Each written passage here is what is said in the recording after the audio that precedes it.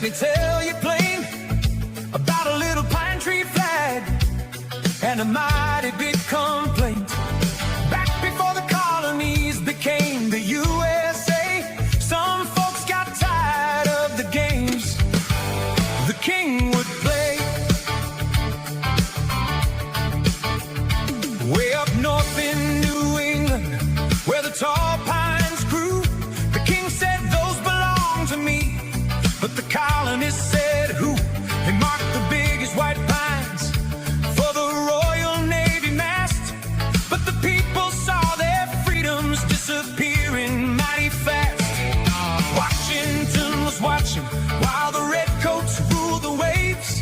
So he sent some little schooners out, courageous and brave. No giant ships of battle, just fishermen and crews. But they sailed beneath the banner, carrying dangerous news. John Locke wrote long ago, when tyrants will not hear and justice disappears, there is one appeal left clear, an appeal to heaven.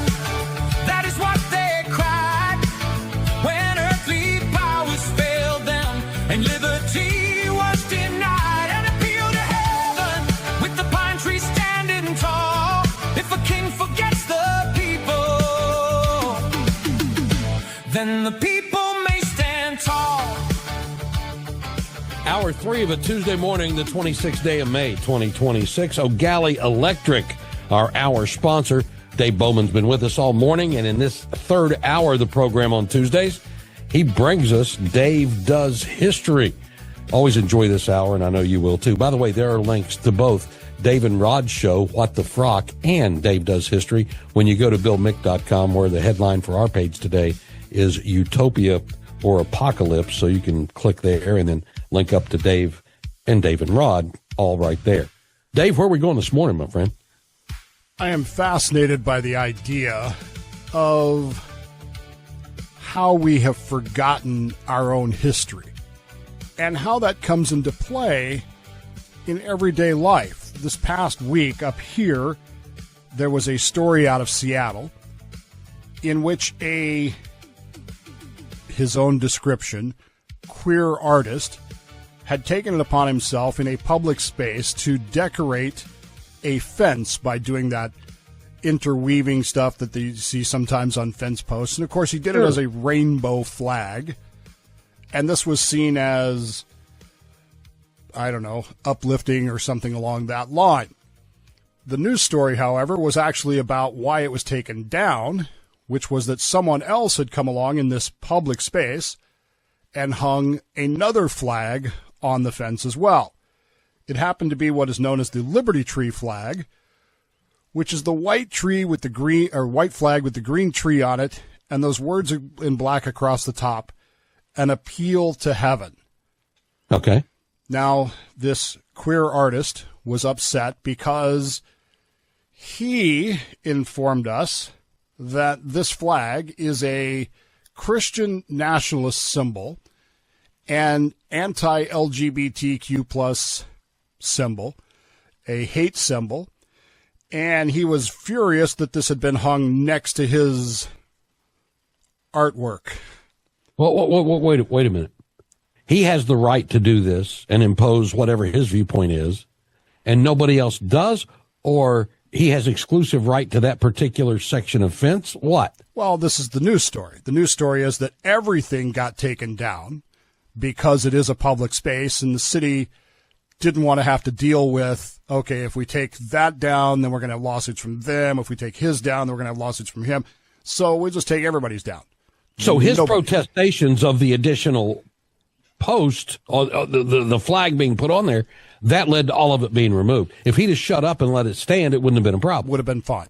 But yeah, his position that this appeal to heaven, the green tree flag, is a quote-unquote hate symbol of the Christian nationalist and anti-LGBT is part of the problem. Because, of course, what evidence is there that this is actually the case?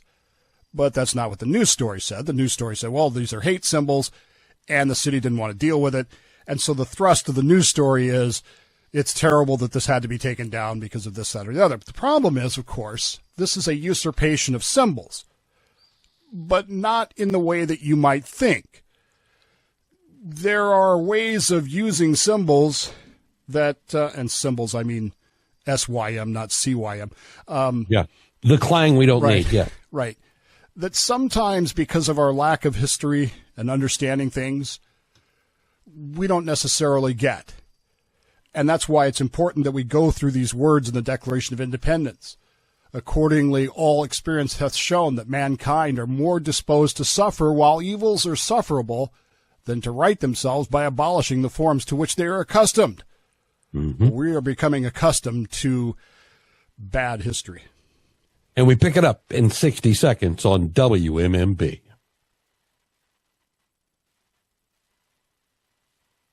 You'll find our podcast top of the page there at BillMick.com. And if you go to our show page, you'll find What the Frock and Dave Does History, both of those podcasts linked up for you. Dave, before we move forward, let me ask you a quick question. Let's just throw a definition for everybody.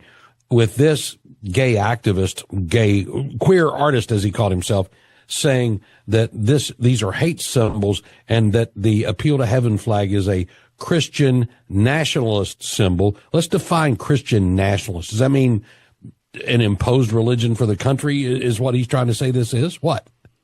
Well, therein lies part of the problem, doesn't it?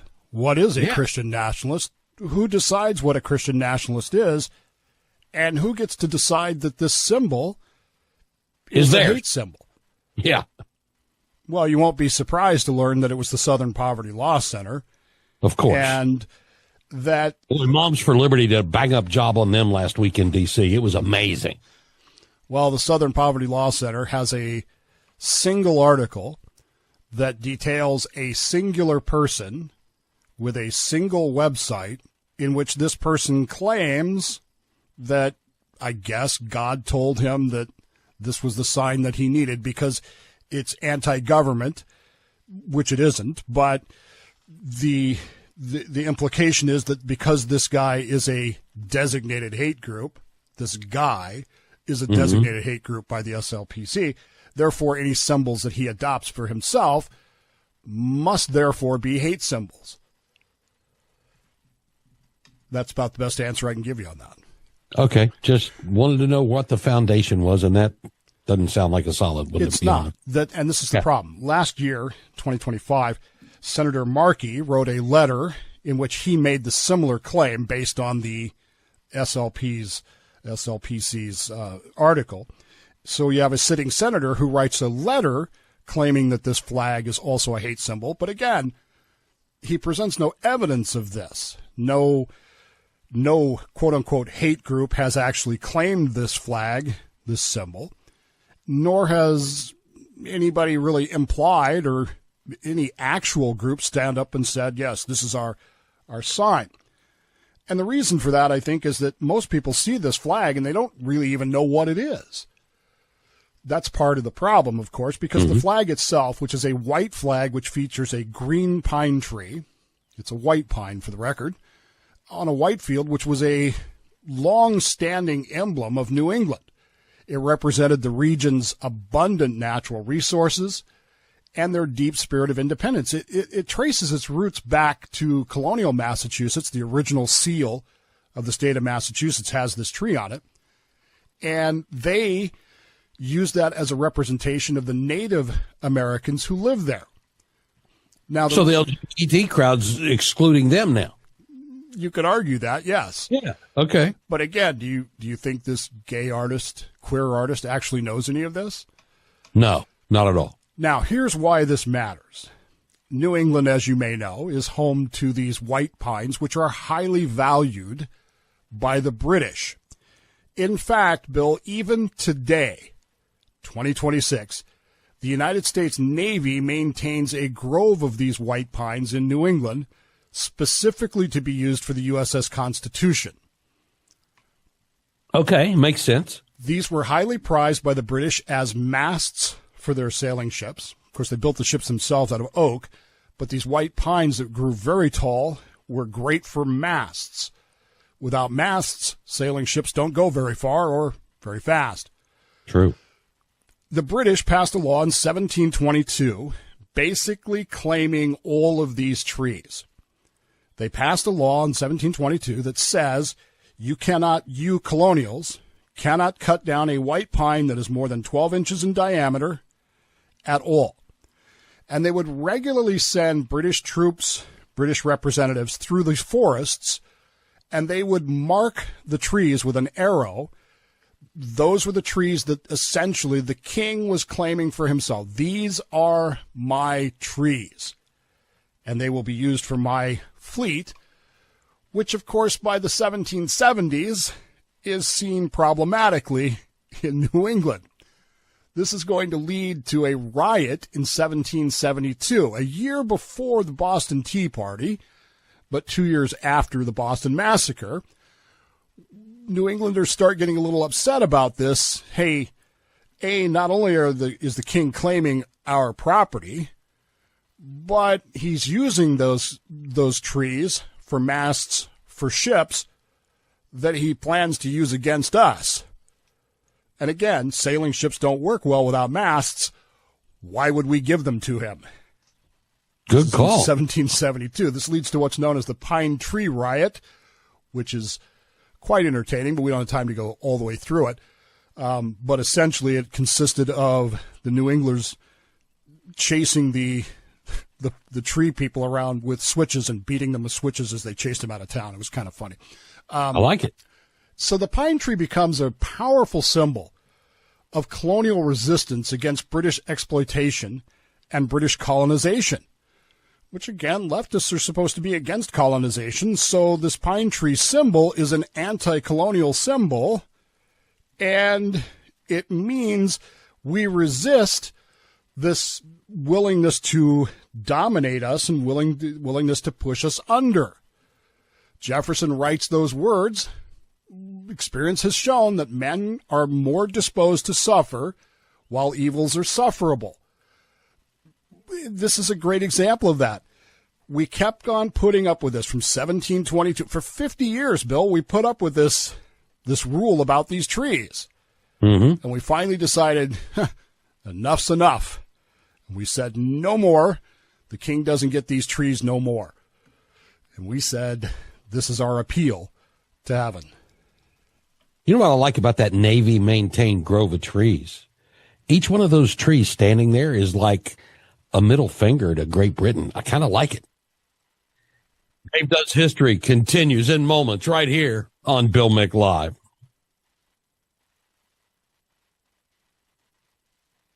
Before there were headlines, there were hard choices. You're listening to Dave Does History on Bill Mick Live.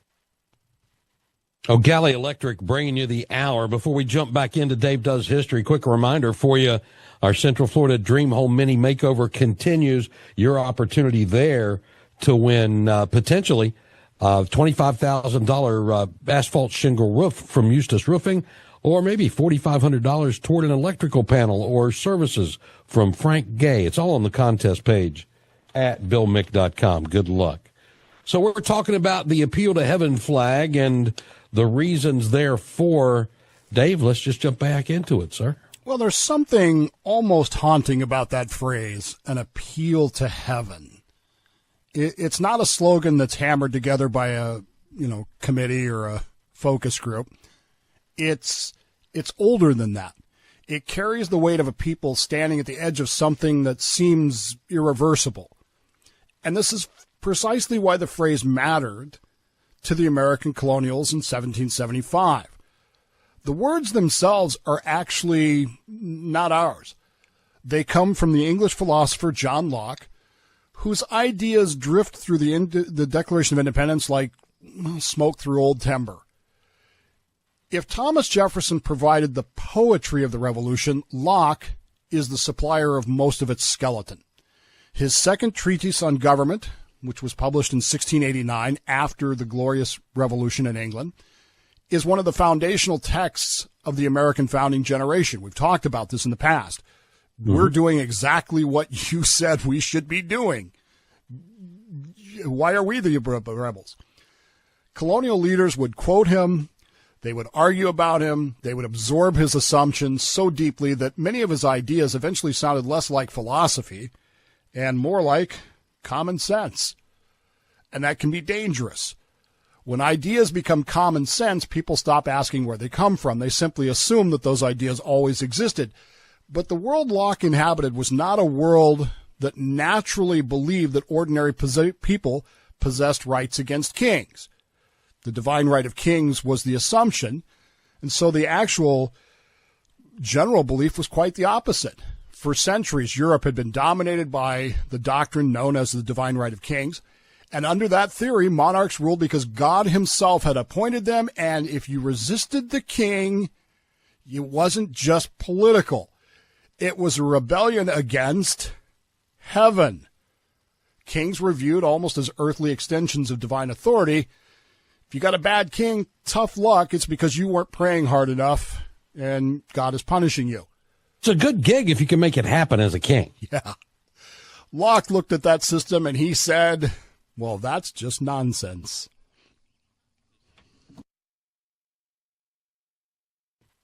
Back into an appeal to heaven, Dave. Locke looked at that system, the divine right of kings, and much as Thomas Paine will write later, it's nonsense. He argues that people, human beings, possess natural rights simply because you're a human being. Life, liberty, property. Those don't come from Parliament. They don't come from a king. They don't even really come from your society. They come directly from heaven, from God. And that distinction really changes everything. If rights come from God, from the Creator to the people, then government becomes something entirely different, doesn't it? Mm-hmm. It's no longer your master. It is your servant. Its legitimacy depends on protecting those God-given rights. And if it fails in that duty, then the people not only have the right, but they have the obligation to alter or abolish it and replace it with something that will guarantee their safety and happiness. Sound familiar? Yes, it does. Now, that's dynamite. In the 1700s, and Locke knew how explosive it would be. He understood that no government is going to peacefully admit that they had become tyrannical. Kings don't issue public statements saying, hey, you know what, maybe the mob outside my gates has a point. Power tends to defend itself. Courts can become corruptive. Legislators can become manipulated. Petitions be ignored. Elections can become, well, meaningless formalities. Eventually, people reach a point where every earthly mechanism for their justice has failed. So what do they do then? Well, in the words of John Locke, they can issue an appeal to heaven. He describes this as the final recourse of a people denied justice on earth. If there's no higher authority left to hear the case, then the dispute is placed before God himself, usually through the terrible uncertainty of war. Now, there's something important here. Locke is not glorifying rebellion. In fact, he views it as dangerous and tragic.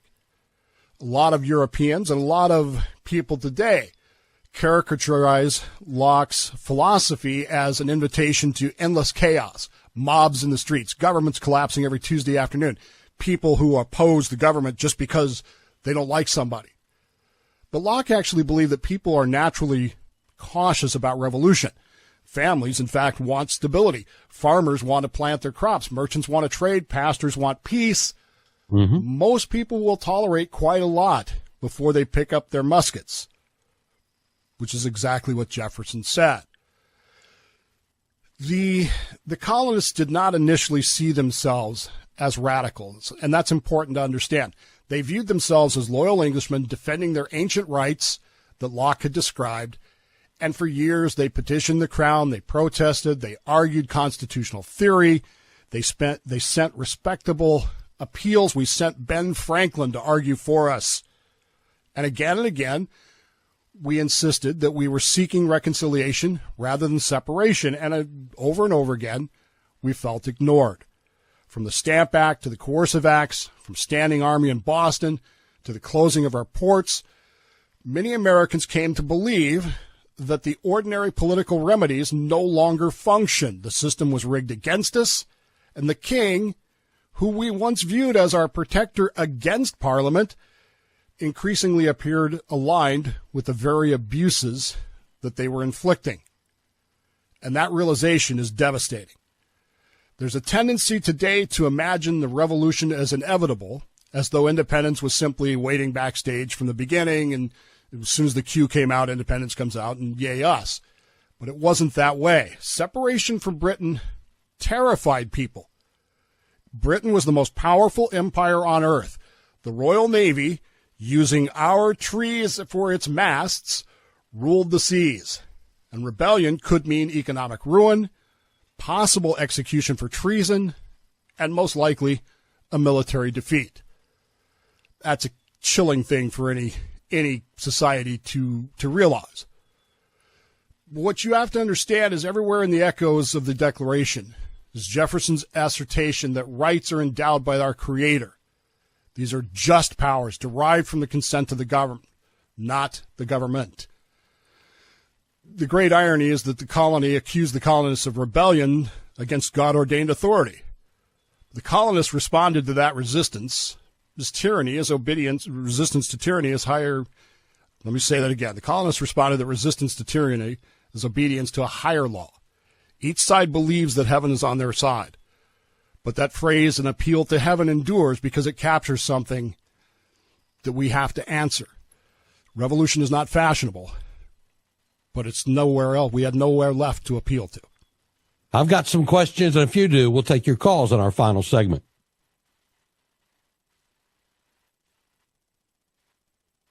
Turns out history has a long memory and a short temper. Dave does history on Bill Mick Live. O'Galley Electric bringing you the hour, 321-768-1240 with your thoughts or comments, questions for Dave. I've got a question or two to throw at him after this presentation this morning, but let's get back into it. Let Dave wrap up an appeal to heaven for us. Dave, go right ahead, sir. So let's jump forward to October of 1775. We have surrounded Boston. We have an army, ? We have a group of militias that have no training, nothing, whatever, and we have trapped the British Army in Boston. Washington is desperately trying to figure out how to do things, how to make this work. And he is desperately short on supplies. We've talked in the past about the fact that they had enough gunpowder for basically every soldier to fire 1 or 2 rounds, and that was about it. The British didn't know that. If they had, maybe history changes. Who knows? But one of the things he hits on is decides to send out some little ships. They're called schooners, and their job is to raid British commerce to both obtain supplies and to kind of scare the British a little bit and to deprive them. Colonel Joseph Reed, his George Washington secretary, is directed to do this. He's going to establish this small fleet of schooners, but they need a flag. And in 1775, we don't have one. And so Colonel Joseph Reed, comes up with this idea, this white flag, which in those days did not mean surrender, this green pine tree on it, and those words right out of John Locke. We are making an appeal to heaven. You have given us no recourse. We have nothing left but to cry out to heaven, make an appeal to heaven. And they write that on the flag. And they hoist these flags on these 6 schooners that go out and start attacking the British merchant fleets. They're reasonably successful. And it's that flag, then, that by definition, Bill, becomes the first naval flag for the United States. It's a rallying cry for self-determination, and it was flown by various other colonial forces, including, by the way, Israel Putnam's troops at the Battle of Bunker Hill, which, of course, took place on Breed's Hill. Now, the flag, therefore, one can say, has a well-established historical significance as an emblem of the American Revolution. And here it is hanging on this fence next to this gay artwork, as it were. And we're told that the reason it has to come down is because it is a hate symbol. It's been reappropriated. problem, of course, is that there's no actual evidence of any actual reappropriation of the symbol. You need actual evidence. For example, in the early 1900s, I've seen it with my own eyes, Bill, the Salvation Army, yes, that Salvation Army, used to regularly use the swastika on its letterhead until that symbol was reappropriated and claimed. The swastika was considered to be, a pretty benign symbol. Right. In this particular case, no one has actually claimed the Appeal to Heaven flag as a symbol of our hatred and our anti-government position. It hasn't happened, despite Senator Markey's letter, and despite King 5 News' article about the fact that, well, this is a symbol of hate put up next to this gay display, therefore we had to take it all down, and isn't it terrible that this hate symbol has caused this division? But it's not a hate symbol. It's a reminder that when all else fails, right out of the Declaration, right out of the idea that when we can no longer put up with the evils that we have been suffering, it is time then to appeal to heaven. That's our job. The problem I see in all this is that what has happened is that the symbol has been misappropriated. It has been usurped, but not by the hate group. Well, not officially by the hate group. Who has actually usurped this symbol? Now the symbol is being used against the ideas of the American Revolution. You see what I'm driving at here? By claiming that it's a hate symbol and therefore should be done away with, we're erasing that history. This is no different than tearing down a statue because I don't like the statue. You're erasing that history, which they probably don't know anyway, in order to advance a political agenda, which, by the way, many of us would consider an evil that is sufferable for the time being. It all comes, I think, primarily from a lack of knowledge. It comes from an idea that we have not maintained the discussions that our founders and framers had about John Locke, about these ideas, about the idea that government is the servant, not the master. Do you think this artist believes that? I can guarantee you most of the people in Seattle don't believe that. Most of them believe that government is the be-all, end-all of what we're supposed to do. And by raising that flag, an appeal to heaven, we're simply reminding people that there comes a point when the evils are no longer sufferable. And when we reach that point, we have an obligation and we have a right to alter or abolish that form of government and replace it with one that for all citizens protects their safety and happiness. 321-768-1240 if you want in with Dave. We pick it up in 1 minute on WMMB.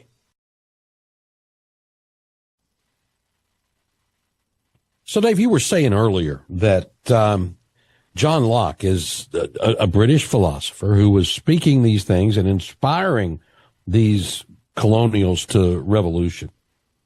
What about reprisals for John Locke as he was espousing these ideas at a time where kings were going to hear none of it? Well, keep in mind that when he wrote that in 1689, they had just come out of the Glorious Revolution. So the new king, William and Mary, that were now on the English throne, were not about to challenge any of these ideas out of Parliament because Parliament had essentially booted James II, said, "You're out of here," and brought in a king that was pliable to Parliament's ideas. So as far as retribution for that goes, not so much. But the ideas themselves, most of Europe would look at these. I mean, the French would certainly have looked at that and said, this is crazy, because the divine rights of kings. William and Mary were, kind of pliable. They were Dutch, they were Protestant, and they were brought in by Parliament to be king. The Hanoverians, Georges, first, second, and third, and Fourth, to that matter. Not so much. I mean, these were people that came from, Hanover, Germany, and still believed in that divine right of kings. And George III, of course, perhaps more so than others. George III he's a enigma in many ways, because we don't know. We can argue till we're blue in the face, but we don't actually know what was the driving force behind his willingness to go along with Parliament punishing the colonies. See, we saw the king as our protector against Parliament. He starts joining with Parliament to punish us. Well, if we can't appeal to the king, who's supposed to be divine, divine right anyway, then we have to appeal to heaven. King George was very ill. A lot of people have heard this, but you don't maybe know it. King George had an illness that really affected his mind, and it came and went in the early years of his reign and really ruined the end of his reign. It's possible that he was mentally out of it during all this, although it doesn't seem that way. So was it his mental illness? Was it his ego? Was it his firm belief in the divine right of kings? Who knows? The point is that he chose not to be the patriot king, and that caused us to say, well, we got no place else to appeal but to heaven. And we wrote it on our flag. Very, very good. As for perverting the symbols, changing the words or changing the meaning thereof, we see examples of it in American politics every day. We see it, again, from this usurpation of the symbol. They're turning the symbol into a symbol of hate, not because we did that, but because it serves their political purpose. Oh, these people hate me, so therefore that's a hate symbol. But yeah, we see it all the time, and I complain about this all the time with our politicians. They don't know what they're saying. When's the last time you heard an elected official use the word liberty? They don't even know what it means. They have no clue. They don't care. And because that, they do things. I go back to, they don't understand history. I go all the way back to Paul Ryan when he became the Speaker of the House and discovered that he couldn't write an ex post facto law. Didn't know that that's in the Constitution. Said, I didn't know that was in there. How the hell do you become the Speaker of the House and not know that? Was he a lawyer too?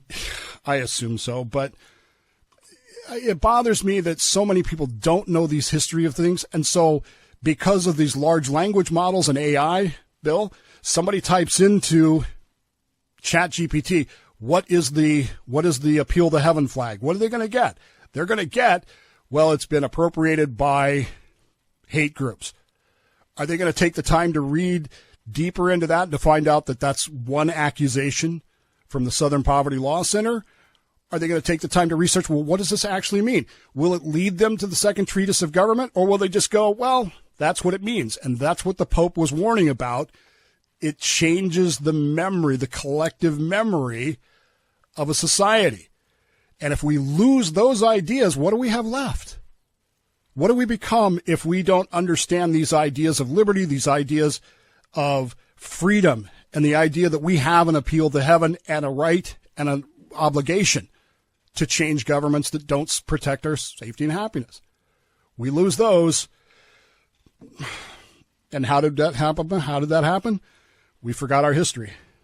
We forgot what these things mean. Yeah, very true. By the way, Paul Ryan, not a lawyer.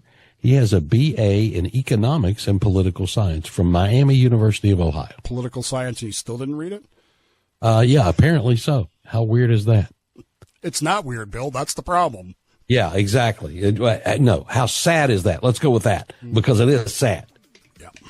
You would expect that would be the darn case. Dave, let's take a brief look at where we're going next week when we come back. Next week, we're going to talk about the Lee Resolve and the actual Declaration of Independence and the one man, the one guy who had to make it happen and how he got there to do it. Very good. And we will do that next Tuesday, 8 a.m. with Dave Does History, as we keep building toward a couple of special edition Florida Roundtable shows. The last show of June, the first show of July, which, by the way, falls on July 4th, will be Dave Does History, focusing on the 250th anniversary of the Declaration. So we'll look forward to that coming week. So Galley Electric brought you this hour. Dave Bowman, Go find you a Pizza Hut, sit down and eat, will you? All right, it's right down the road. I am a local queer artist. Axton Burton jumped at the chance to create an inclusive piece of art for their hometown. This was the finished product, proudly displayed for more than a year along Main Street until earlier this month. The city took it down because there's no legal terminology that differentiates between freedom of speech and hate speech.